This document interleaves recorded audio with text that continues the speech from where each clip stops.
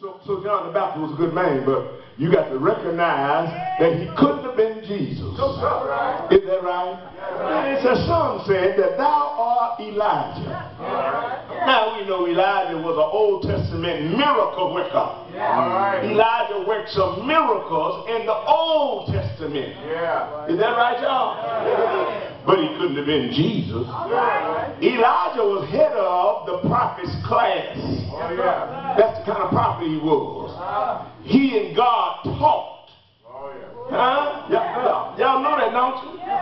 Elijah and God talked. God told Elijah to do things. But even Elijah, as good a prophet as he was, had some fear in him. Yeah, he was. Yeah, he was scared. He was scared when they killed all of the prophets. He thought they had a hit out on him. So he ran and hid. Thank you, Jesus. Yeah. Well, you can be saved and be scared. It's all right. Just don't turn around. But you can't be saved and be scared. Don't run away. But you can be scared and be saved. Is that right? You got a breastplate, but you don't have a back plate. You can face it, but don't run from it. Can y'all help me tonight? I'll soon be through. But Elijah couldn't have been Jesus. I don't care what kind of miracle he worked. He couldn't have been Jesus. Because Jesus worked the last miracle. Is that right?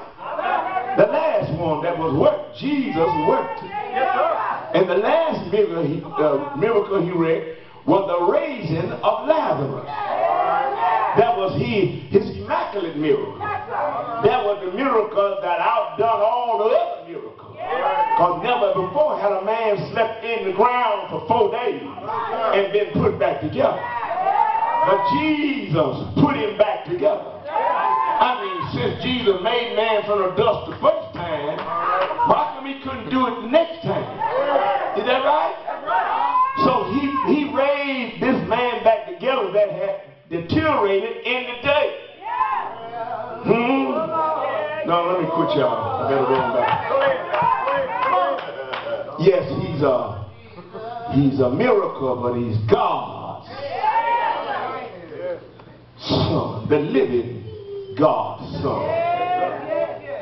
You know, when the Bible makes that distinction, you ought to raise your head up. He's the son of, so there must be some other God. I know some people got other gods. So there must be some other God. If he's the son of the living God, there must be some dead God. What do you think? Got to be some dead gods. If he's the son of the living God. Some gods done died. Don't mess with no God that'll die. Don't put your hope in no God that will die. I mean, you and I are going to die, so why serve a God that's going to die? He's the son of the living God. And whenever you ask me, if you wake me up at midnight and ask me, I will give you my final answer. That Jesus is the son of the living God. Then they said he was Jeremiah. And y'all know Jeremiah was a crying, weeping prophet. Jeremiah said one time if his head was a keg and his eyes was a fountain, he'd run through Jerusalem, he'd run through the world, crying for the sins of man, for the wickedness of man. But Jeremiah couldn't have been Jesus. Is that right? No, they put Jeremiah in a dungeon. And he couldn't get out on his own. And so that couldn't have been Jesus. There's nothing Jesus couldn't have done. Is that right? Then they said one of the prophets. and major or minor, just one of the prophets. I'm glad he wasn't neither one of them. I'm glad he was the Son of God. So when Jesus said to those fellas, well, whom do ye say I am? You know, Peter was always quick. He was always a big mouth. You know, one time, he's quick to act too, you know. Peter carried a knife.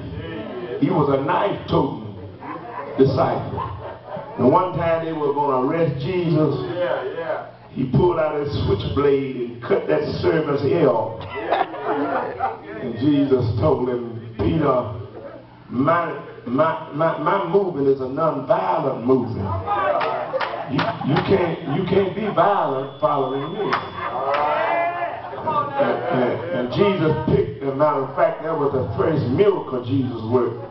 He picked that man's ear off and transplanted it back on his head. And told Peter what he told the devil, get behind me.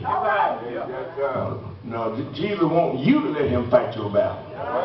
I know it get dark sometimes, but he wants you to let you fight your battle.